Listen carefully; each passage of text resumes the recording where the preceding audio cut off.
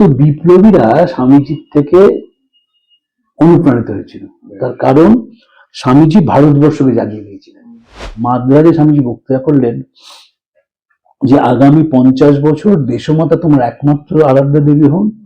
এখন অকেজ দেবতা সব ফেলে রাখলেও চলবে, সব দেবতা ঘুমোচ্ছেন, একটি দেবতা জেগে আছেন, তিনি তোমার স্বদেশ, তার কান এবং হাত সর্বত্র বিস্তৃত।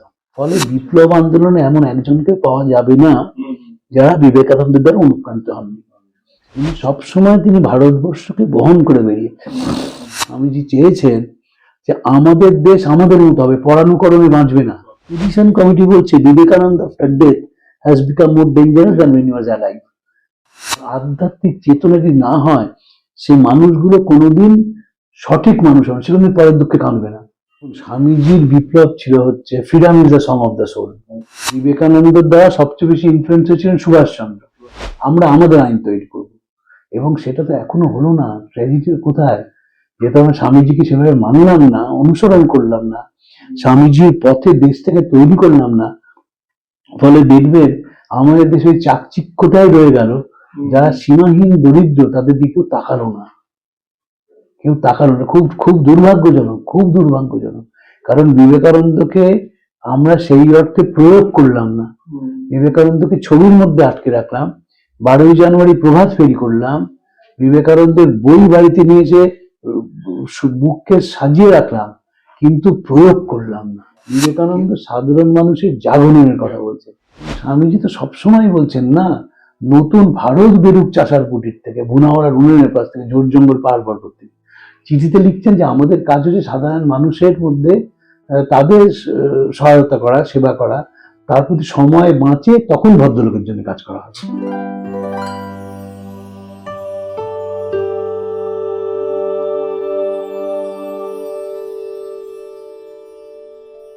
নমস্কার।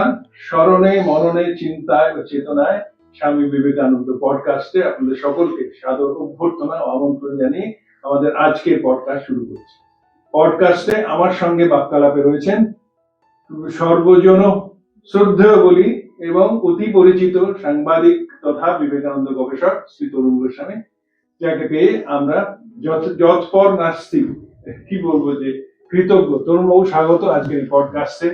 আপনার সঙ্গে এই নিয়ে বেশ অনেকগুলো পডকাস্টেই স্বামীজির বিরাট বিরাট পরিধি নিয়ে অনেক আলোচনা করেছি, এবং আপনাকে ধন্যবাদ দিয়ে ছোট করতে চাই না, আপনার অনেক কিছু ছোট ছোট ভালো মেটেরিয়াল। আজকে কিন্তু আমি এটা আবার কন্ট্রোভার্সিয়াল বলবো না, আমার নিজের ঔৎসুক্যের কথা বলছি।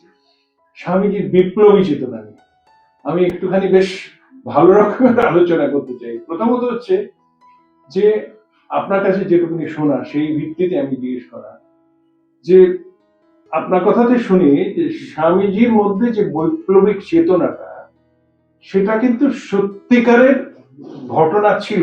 সেই হিসেবেই আমার প্রশ্ন যে স্বামীজি কি কোনো রকমের ডাইরেক্টলি বিপ্লবীদের সঙ্গে যুক্ত ছিলেন, নাকি স্বামীজির বিপ্লবিক চেতনা সেটা ইনকালকেটেড হয়েছিল বিপ্লব? না, ডাইরেক্ট তো যুক্ত হওয়ার কোনো স্কোপ নেই। তার কারণ স্বামীজি 1897 সালে প্রথমবার বিদেশ থেকে ফিরলেন, 99 সালে আবার বিদেশে গেলেন, 1900 সালের শেষে ফিরলেন, 1901 সালে পূর্ববঙ্গে গেলেন, আসামে গেলেন, 2 সালে চলে গেলেন। এবং রামকৃষ্ণ মিশন তিনি চেয়েছিলেন যে কখনো রাজনীতির সঙ্গে যুক্ত হবে না। একটা একদম একদম একটা চিঠি লিখেছেন আলাসিন্দা পেরুমলকে, I am neither a politician nor a political অ্যাজিটেটর। কিন্তু বিপ্লবীরা স্বামীজির থেকে অনুপ্রাণিত হয়েছিল। তার কারণ স্বামীজি ভারতবর্ষকে জাগিয়ে দিয়েছিলেন। শিকাগো বক্তৃতার মধ্যে দিয়ে, এটা কোনো ব্যক্তির সফলতা নয়, শুধু সাফল্য নয়, গোটা দেশ জেগে উঠেছিল। এই প্রসঙ্গে শ্রী অরবিন্দের একটা কথা বলি। তিনি স্বামীজির শিকাগো বক্তৃতার একটা চমৎকার বিশ্লেষণ করেছিলেন। তিনি লিখেছিলেন, going fourth of Vivekananda, marked out by the master as the heroic soul, destined to take the universe in his two hands and change it, was the first visible sign that India is awake not only to survive but to conquer. এই যে India is awake, এইটা জেগে উঠলো ভারতবর্ষ। কলকাতায় ফিরলেন স্বামীজি, ঘোড়ার গাড়ির ঘোড়া খুলে দিয়ে যুবকেরা টেনে নিয়ে গেলেন শিয়ালদা স্টেশন থেকে পশুপতি বসুর বাড়ি। তার আগে মাদ্রাজে স্বামীজি বক্তৃতা করলেন যে আগামী 50 বছর দেশমাতা তোমার একমাত্র আরাধ্যা দেবী হন। এখন অকেজো দেবতা সব ফেলে রাখলেও চলবে, সব দেবতা ঘুমোচ্ছেন, একটি দেবতা জেগে আছেন, তিনি তোমার স্বদেশ, তার কান এবং হাত সর্বত্র বিস্তৃত। ফলে বিপ্লব আন্দোলনে এমন একজনকে পাওয়া যাবে না যারা বিবেকানন্দের দ্বারা অনুপ্রাণিত হননি। 1901 সালে যখন হেমচন্দ্র ঘোষ তার বন্ধুদের নিয়ে ঢাকায় স্বামীর সঙ্গে দেখা করেন এবং কি করে ব্রহ্মচর্য পালন করবেন, কি করে সন্ন্যাস জীবন যাপন করবেন জিজ্ঞেস করেন, তখন উত্তরে স্বামীজি বলেন যে পরাধীন জাতের মাতৃশ্রাদ্ধের কোনো অধিকার নেই। যে লুঠেরা তোর মাকে অত্যাচার করছে তাকে আগে দেশ থেকে তারা, ব্রিটিশ পুলিশ গুলি চালাক, দেশে রক্তগঙ্গা বয়ে যাক, আর প্রথম বুলেটটা এসে হোক আমার বুকে। তার আগে 1896 সালে স্বামীজি একদিন দুপুরে খাওয়ার পর ইংল্যান্ডে ভারতবর্ষের কথা বলতে গিয়ে উত্তেজিত হয়ে উঠলেন এবং মহেন্দ্রনাথ লিখছেন স্বামীজির মধ্যম ভ্রাতা লন্ডনের বিবেকানন্দ গ্রন্থে, বলছেন কি কংগ্রেস হাওড়ের মতো চিৎকার করছে, সব ফ্রি কান্ট্রিতে ডিক্লারেশন পাঠাক, ব্রিটিশ পুলিশ গুলি চালাক, আমার গায়ে লাগুক, তাহলে ওরা বুঝবে, তাহলে আমেরিকানরা খেপে উঠবে, ওরা বুঝবে কার গায়ে হাত পড়েছে। সবসময় তিনি ভারতবর্ষকে বহন করে বেরিয়েছেন এবং স্বামীজির কেন রাজনৈতিক স্বাধীনতার কথা চেয়েছেন, কারণ রাজনৈতিক স্বাধীনতা হলে ভারতবর্ষ তার সুমহান ঐতিহ্যকে তারা আন্তর্জাতিক ক্ষেত্রে তুলে ধরতে পারবে, যেটা ব্রিটিশ থাকলে হবে না। আমাদের দর্শন, আমাদের ইতিহাস, আমাদের জীবনযাত্রা, জীবনচর্যা সবাইকে শেখাতে হবে।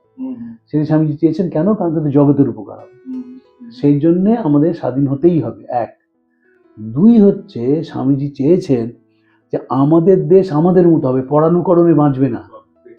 ইংরেজদের আমলে এমনভাবে পরানুকরণ শুরু হয়েছিল এর বাঁচবে না। তাই জন্য স্বামীজি যখন স্বদেশ মন্ত্রে বলছেন, সেখানে বলছেন হে ভারত, এই পরানুবাদ পরানুকরণ পরমুখাপেক্ষা, এই দাসসুলভ দুর্বলতা, এই জঘন্য ঘৃণ্য নিষ্ঠুরতা এইমাত্র সম্বলে তুমি উচ্চাধিকার লাভ করিবে। এগুলো কিন্তু পুরোপুরি বিপ্লবীদের কথা, তো একদম practically একদম, কিন্তু এটা তো স্বামীজি শুরু করেছিলেন বলা। আমরা দেখব যে দক্ষিণেশ্বর বোমার মামলার যিনি আসামি রাজেন লাহিড়ী, বহু বিপ্লবীর মতন তিনিও ফাঁসির দিন ঠিক হয়ে গেছে, তিনি উচ্চস্বরে স্বামীজির পত্রাবলী পাঠ করছেন এবং বলছেন যে আমরা থাকবো না, কিন্তু এই স্বামীজির কথাই তোমাদের একদিন দেশ থেকে তাড়াবে। সেডিশন কমিটি বলছে Vivekananda after death has become more dangerous than when he was alive. ফলে বিপ্লব তো বটেই, কিন্তু সেইখানে কথা আছে, সাধারণ শুধু পলিটিক্যাল বিপ্লব নয়। বলা হয়েছে আপনি কংগ্রেসে যোগ দিচ্ছেন না কেন, বললেন যোগ দিলে কালকে স্বাধীনতা আসবে, তোরা রাখতে পারবি? বলছেন before giving any political ideas, first deluge the land with spiritual ideas. দেশটাকে আধ্যাত্মিক চেতনায় ভরে দাও, রাজনৈতিক আদর্শ নয়। কারণ আধ্যাত্মিক চেতনা যদি না হয়, সে মানুষগুলো কোনোদিন সঠিক মানুষ হবে, সে কোনোদিন পরের দুঃখে কাঁদবে না। আচ্ছা, আরেকটা প্রশ্ন হচ্ছে যে এই কোন ডাইরেক্ট বিপ্লবী স্বামীজির এই বৈপ্লবিক চেতনায় পুরোপুরি ইনফ্লুয়েন্সড হয়ে রামকৃষ্ণ মিশনে জয়েন করেছে, এরকম কেন থাকবে না? তাদের নাম করা যায়? হ্যাঁ, লর্ড কারমাইকাল তিনি একটি বক্তৃতায় বললেন যে তিনি একেবারে ডাইরেক্টলি অ্যাকিউজ করলেন মিশনকে, যে মিশন হচ্ছে আসলে ধর্মের নামে ওটা একটা বিপ্লবীদের আখড়া। এবং আমরা দেখব যে ঠাকুর এবং স্বামীজির তিথি পুজোয় সেখানে ব্রিটিশ পুলিশ পাহারা দিচ্ছে পেন্ট লজে, কারা কারা আসছে সেখানে। কারমাইকালের বক্তৃতা তিনি ডাইরেক্টলি তো অ্যাকিউজই করলেন, কারণ সাহেবরা ভেবেছিল এরা সন্ন্যাস বিপ্লব যার কথা, বিদ্রোহের কথা বঙ্কিমচন্দ্র লিখেছেন, ওরা সেটা ফেরত আনছে, তাই নজর রাখতে শুরু করেছিল এবং মিশনের ওপর হাল চালের খুব নজর রাখতো। নিবেদিতার বাড়িতে সামনে সবসময় পুলিশ থাকতো। 1906 সালে তিনি বিদেশে চলে গেলেন, পুলিশ সবসময় নজর রেখেছে পেন্ট্রোলসে। এবং নিবেদিতা মারা যাওয়ার দিন স্কটল্যান্ড ইয়ার্ড লিখছে she is dead, the file will be closed. বুঝলেন? এবং বিপ্লবী দুজনের কথা আমি বলতে, অনেকেই বিপ্লবের সঙ্গে যুক্ত ছিলেন, দুজন ডাইরেক্টলি যুক্ত ছিলেন, তারা যোগ দিয়েছিলেন। একজন ভরত মহারাজ স্বামী অভয়ানন্দ এবং আরেকজন দেবব্রত বসু, তিনি সিস্টার সুধীরার দাদা ছিলেন, তিনি একেবারে বিপ্লব আন্দোলনের সঙ্গে যুক্ত ছিলেন। এবং রামকৃষ্ণ মিশন থেকে যখন মাকে বলা হলো একটু আমাদের সচেতন হতে হবে, সবাইকে আর বলা যাবে না, তখন মা বললেন যে এরা ঠাকুরের আদর্শে জীবনটাকে গড়তে চাইছে, এরা নতুন পথে জীবন শুরু করতে চাইছে, আমরা দরজা বন্ধ করে দেবো বাবা, হবে না। মা কিন্তু কোনো দরজা বন্ধ করলেন না। যদি বন্ধ করতেন তাহলে এরা আজ যোগ দিতে পারতেন না। আচ্ছা, বিপ্লব আর হিংসা হ্যাঁ, এই দুটো তো মোটামুটি একটা অঙ্গাঙ্গি ভাবে জড়িত বলে আমাদের ইমপ্রেশন, সেটা হয়তো সর্বাঙ্গী সত্যি নয়। না, কিন্তু এই রামকৃষ্ণ মিশনের আপনি যেটা বললেন যে অনেক বিপ্লবী এসে যারা নামই করলেন, যেগুলো আছে, সেইখানে স্বামীজির ভূমিকা সম্বন্ধে যদি কিছু বলেন, মানে হিংসা বাদ দিয়ে, যেটা আপনি বললেন না যে বিফোর হ্যাঁ। স্বাধীনতা অর্জনের আগে নিজেকে প্রস্তুত করতে হবে, এই স্বাধীনতা মেনটেন করতে পারবো, সেইখানে কোন রকম একটা না, দেখুন স্বামীজির বিপ্লব ছিল হচ্ছে freedom is the song of the soul. Freedom is the song of the soul, আত্মার সঙ্গীত হচ্ছে মুক্তি, নিজের অক্ষমতা, নিজের ত্রুটি, নিজের সীমাবদ্ধতা থেকে মুক্তি। তিনি সেই স্বাধীনতার কথা ভেবেছেন। সেই স্বাধীনতা তো কোনোদিন রাজনৈতিক স্বাধীনতা ছাড়া সম্ভব নয়। বিবেকানন্দের দ্বারা সবচেয়ে বেশি ইনফ্লুয়েন্স হয়েছিলেন সুভাষচন্দ্র। সুভাষচন্দ্র বলছেন যদি বিবেকানন্দ বেঁচে থাকতেন তিনি আমার গুরু হতেন। সুভাষচন্দ্র তো অহিংস রাজনীতি ছিল না, না, সহিংস রাজনীতি ছিল। কিন্তু সুভাষচন্দ্র 1897 সালে 23শে জানুয়ারি জন্মেছেন। 1897 সালের গোড়ায় বিবেকানন্দ ভারতবর্ষে এসেছেন, 19শে ফেব্রুয়ারি কলকাতায় এসেছেন। এবং সুভাষচন্দ্র বিবেকানন্দের লেখা পড়েছেন, ইনফ্লুয়েন্স হয়েছেন, এবং সুভাষচন্দ্র সাধারণ মানুষের কথা বলেছেন। বিবেকানন্দের কথা ছিল যদি স্বাধীনতা না আসে তাহলে ব্রিটিশরা যে ডিভাইড অ্যান্ড রুলে বিশ্বাস করে, শুধু তেলা মাথায় তেল ঢেলে তারাই পড়াশোনা করবে, তারাই সমাজের ওপরে উঠবে, তাহলে ওই নতুন ভারত বেরুক চাষার কুটির থেকে, ভুনাওয়ালার উন্নয়নের পাশ থেকে, ঝোড় জঙ্গল পাহাড় পর্বত থেকে, হবে না। কলকাতায় স্বামীজিকে সম্বর্ধনা দেওয়া হয়, তার পরের দিন শোয়াবাজার ফুটবল ক্লাব স্বামীজিকে সম্বর্ধনা দেয়। সেখানে ফুটবল লাথি মেরে বলেছিলেন we are not going to tolerate the টিরানি of the minority over majority. ওই যে ইংল্যান্ডে বসে থাকবে, বসে আমাদের শিক্ষা ব্যবস্থা কি হবে, আমাদের জীবনযাত্রা কি হবে, সবকিছু কি হবে ঠিক করবে, এটা হতে পারে না। আমরা আমাদের আইন তৈরি করব। এবং সেটা তো এখনো হলো না। ট্র্যাজেডি কোথায়? যেহেতু আমরা স্বামীজিকে সেভাবে মানলাম না, অনুসরণ করলাম না, স্বামীজির পথে দেশটাকে তৈরি করলাম না, ফলে দেখবেন আমাদের দেশে ওই চাকচিক্যটাই রয়ে গেল। যারা সীমাহীন দরিদ্র তাদের দিকেও তাকালো না, কেউ তাকালো না। খুব খুব দুর্ভাগ্যজনক, খুব দুর্ভাগ্যজনক। কারণ বিবেকানন্দকে আমরা সেই অর্থে প্রয়োগ করলাম না। বিবেকানন্দকে ছবির মধ্যে আটকে রাখলাম, 12ই জানুয়ারি প্রভাত ফেরি করলাম, বিবেকানন্দের বই বাড়িতে নিয়ে এসে বুককে সাজিয়ে রাখলাম, কিন্তু প্রয়োগ করলাম না। কেউ বললাম না আমি সেই দেবতার পূজারী, অজ্ঞানে যাকে ভুল করে মানুষ বললাম। আশ্চর্য লাগে কি জানেন, যে এই আপনার কাছে যা শুনছি যে অহিংস বিপ্লব বা সহিংস বিপ্লব এদের যেরকম, কিন্তু এট দ্য সেম টাইম আপনার কথা অনুযায়ী বলি, পুলিশ কিন্তু তার পেছনে কনসার্ন নজর রাখছে। হ্যাঁ, এর কারণটা কি? মানে না, কারণটা হচ্ছে ভারতবর্ষের কথা বলছেন। মানে ব্রিটিশরা ভারতবর্ষের স্বাধীনতা দেবে না, মানে যদি না, আমি ভারতবর্ষের কথাই বলতে পারবো না। স্বামীজি সবসময় ভারতবর্ষের কথা বলেছেন। অ্যানি বেসান তিনি তো স্বামীজিকে শিকাগোয় বলছেন যে শিকাগোর ঘন আবহাওয়ার মধ্যে জ্বলন্ত ভারতীয় সূর্য। সন্ন্যাসী তিনি, কিন্তু প্রথম দর্শনে সন্ন্যাসীর চেয়ে সৈনিক বলে বেশি মনে হয়। বক্তৃতা মঞ্চ থেকে নেমে এসেছেন, দেশ ও জাতির গর্ব ফুটে আছে দেহের রেখায় রেখায়। ভারতবর্ষের বাণীকে তিনি বহন করে এনেছেন, ভারতবর্ষের নামে তিনি দাঁড়িয়েছেন। সকল দেশের রানীর মতো যে দেশ, তার কথা স্মরণ রেখেছিলেন এই চারণ সন্ন্যাসী। আমাদের এই পডকাস্টে একটা আলোচনা আপনি বলেছিলেন না, আমরা যখন আলোচনা করছিলাম যে তার বাবার ছবি কেন পাওয়া যায়, তখন আপনি 3-4 বার রেডের কথা বলছিলেন। তো সেটা কি স্বামীজি সংক্রান্ত না, না তার ভাইদের? ভূপেন দত্তের জন্য। ভূপেন দত্তের জন্য এই গৌরমোহন মুখোপাধ্যায়ের বাড়ি দুবার রেড হয়েছে। তারা সব কাগজপত্র নিয়ে যায়, অনেকে মনে করেন ছবিও নিয়ে যায়, পুলিশ ফেরত দেয়নি। রেডের পর তো ফেরত দেয় না, আর তখন আরোই দিত না। কি প্রচন্ড কন্ট্রাডিক্টরি লাগে। দেখুন, একজন যে এইরকম একদম অহিংস বিপ্লবের দ্বারা, স্বদেশ প্রেমের দ্বারা অনুপ্রাণিত হয়ে তিনি দেশ স্বাধীন করতে চাইছেন, at the same time police তার পেছন পেছন ঘুরছেন ওই সন্দেহে। না, সন্দেহ মানে ভারতবর্ষের কথা বলছেন বলে। পুলিশ ভারতবর্ষের কথাটা বলবে, কেউ সাধারণ মানুষ জেগে উঠবে, এ তো ব্রিটিশ পদ্ধতির বিরুদ্ধে। সিডিশন কমিটি রামকৃষ্ণকে বিপ্লব আন্দোলনের হোতা ভাবলো কেন? তার কারণ হচ্ছে যে তিনি সাধারণ মানুষের কথা বলছেন। ব্রিটিশরা কি ঠিক করেছিল, এই প্রেসিডেন্সি কলেজ হবে, এই বিই কলেজ হবে, সেখানে পড়বে সেই মানুষগুলোই ব্যারিস্টার হবে, সেই মানুষগুলোই উকিল হবে, সেই মানুষগুলোই সমাজে চালাবে, সেই মানুষগুলোই রাজনৈতিক সুযোগ সুবিধা পাবে। সাধারণ মানুষের কোনো অস্তিত্ব নেই। বিবেকানন্দ সাধারণ মানুষের জাগরণের কথা বলছেন, এবং বলছেন যে আমাদের দেশটাকে ওই কটা রাজা মহারাজ গ্র্যাজুয়েট দিয়ে চলবে না, সাধারণ মানুষের দরকার শিক্ষা, গণশিক্ষা, গণচেতনা, গণসংগঠন। সব গুরু ভাইদের বলছেন গ্রামে যাও, গিয়ে প্রথমে বলছেন স্কুল তৈরি করো, একটা কাগজ বের করো, এই কাগজের মধ্যে পজিটিভ থট ছড়াও, স্কুলের মধ্যে দিয়ে তুমি শিক্ষা ব্যবস্থা করো, ছড়াও। এই যে নিবেদিতাকে নিয়ে এলেন, আমাদের তো বেথুন স্কুল ছিলই, নিবেদিতা মধ্যবিত্ত বাঙালি মেয়েদের জন্য স্কুল প্রতিষ্ঠা করবে, তাই তাকে নিয়ে এলেন সুদূর ইংল্যান্ড থেকে। আপনি বলেছিলেন না সেই ম্যাকলে যে ইন্টারমিডিয়ারি করতে চেয়েছিলেন ব্রিটিশরা, যে খালি একদম লোক যারা আমাদের সঙ্গে যাদের উপর অত্যাচার চালায় তাদের যোগসূত্রের কাজ করবে, দেখতে হবে ভারতীয়দের মতো।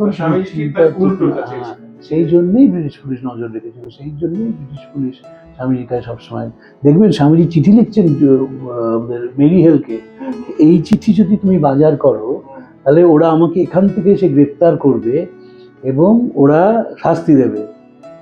সারদামা বলছেন নরেন বেঁচে থাকলে তারা কি ছেড়ে দিত, ঠিক ফটকে পড়তো। অলি সেরাবুলকে লিখছেন যে এরা তো সভ্য যা, আমার চিঠিগুলো খুলে পড়ে কেন। দেখুন, সর্বশেষ প্রশ্ন যদি আমি বলি, বিষয় বলতেও গায়ে কাঁটা দেয়, যে তাহলে কি সত্যি সত্যি স্বামী তো চলে গেলেন 39 সাল, 39 বছর বয়স, 39 বছর, মানে এখন তাজা ইয়াং ম্যান আছে, তাই আমরা অনেকে আফসোস করি তো যে তার যদি আরো কটা দিন বাঁচতেন। ইনফ্যাক্ট রবীন্দ্রনাথের যদি সেই পূজা পর্বের গানগুলি, তার স্বদেশ পর্বে বা পূজা পর্বে যদি করতেন, ওনার সেই আধ্যাত্মিক চেতনা সঙ্গে অনেক বেশি পরিচিত। কিন্তু আমার ভয় করছে যে সত্যি যদি বাঁচতেন তাহলে তো আপনার কথা অনুযায়ী বা এই ব্রিটিশ গভর্নমেন্টের সেই অ্যাটিটিউড করে মনে হয় যে তার জীবন হয়তো আরো প্যাথেটিক ভাবে অন্যভাবে শেষ হতে যেত। আমার নিজের ধারণা যে স্বামীজি পেছনে অ্যারেস্ট করতো, কারণ হচ্ছে যে স্বামীজি যুবকদের জাগিয়ে তুলছিলেন, এবং ব্রিটিশরা তো আমাদের খাটো করার জন্য বলেছিল যে বাঙালি হচ্ছে English speaking dhoti clad effeminate Bengali. এটা হচ্ছে বাঙালিদের প্রতি যাতে ঘৃণা, বিস্ময়, উদ্রেক করা যায়। বিবেকানন্দের বিরুদ্ধে হেঁটেছিলেন তো, ফলে ও ঠিক ছুতোয় না, তাই অ্যারেস্ট করে ফেলতে।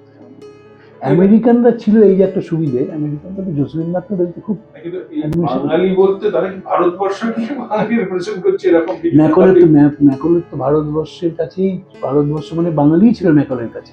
ম্যাকলে কলকাতা এসেছিলেন, এখন যেখানে বেঙ্গল ক্লাব সেই বাড়িটায় ছিলেন, এবং বাঙালিদের সঙ্গে দেখেই তিনি বলেছিলেন যে we must produce a class of people, a class that will interact between us and the millions we govern.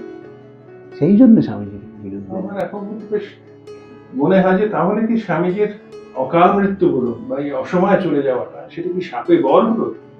শাপে বর হলো শব্দটা বলা ঠিক না হলেও, যদি আপনি প্র্যাকটিক্যাল পয়েন্ট অফ ভিউ থেকে দেখেন, স্বামীজি বঙ্গভঙ্গের সময় বেঁচে থাকলে অ্যারেস্টেড হয়ে যায়, অবশ্যই অ্যারেস্ট করে ফেলতে হবে। কারণ মনে হতো না সেই সুভাষচন্দ্র একটা বলেই আমি শেষ করি। সুভাষচন্দ্রের একজন আত্মীয় ছিলেন, তিনি কলকাতা পুলিশে চাকরি করতেন। তিনি একদিন সুভাষচন্দ্রের বাড়িতে গেছেন, তার পড়ার ঘরে দেখেন সব ছবি রয়েছে, অরবিন্দ ঘোষ, ক্ষুদিরাম বোস, প্রফুল্ল চাকি এবং বিবেকানন্দ। তো তিনি বলছেন ছবিগুলোকে সরা, এটা তো সব টেররিস্ট, যারা টেররিস্টরা বাজে মানুষ, এই ছবি রাখবি না ঘরে। তখন তিনি সুভাষচন্দ্র বলছেন যে কেন স্বামীজি? বলছেন আরে ওটা তো এই আন্দোলনের নেতা, ওর ছবি সবার আগে সরা। সুভাষচন্দ্র যখন বিকেলবেলায় ফিরলেন বাড়িতে, দেখলেন সবকটা ছবি সরে গেছে, কিন্তু স্বামীজির ছবিটা সরে, এবং স্বামীজির ছবির সামনে দাঁড়িয়ে বললেন যে আশীর্বাদ করবেন আমি যেন আদর্শকে অনুসরণ করতে পারি। এই যে স্বামীজি, এবং স্বামীজি তো সবসময় বলছেন না, নতুন ভারত বেরুক চাষার কুটির থেকে, বুনাওয়ারা উন্নয়নের পাশ থেকে, জোর জঙ্গল পাহাড় পর্বত থেকে। চিঠিতে লিখছেন যে আমাদের কাজ হচ্ছে সাধারণ মানুষের মধ্যে তাদের সহায়তা করা, সেবা করা, তার প্রতি সময় বাঁচে তখন ভদ্রলোকের জন্য কাজ করা হচ্ছে। অসাধারণ, অসাধারণ, অসাধারণ। আমাদের প্রশ্নের শেষ নেই, জিজ্ঞাসার শেষ নেই, কৌতূহলের শেষ নেই। এই কৌতূহল চলবে, এই জিজ্ঞাসা চলবে, এবং তরুণ নবুল উত্তর চলবে। আশা করি আপনারা এনজয় করছেন। ভালো থাকবেন। নমস্কার।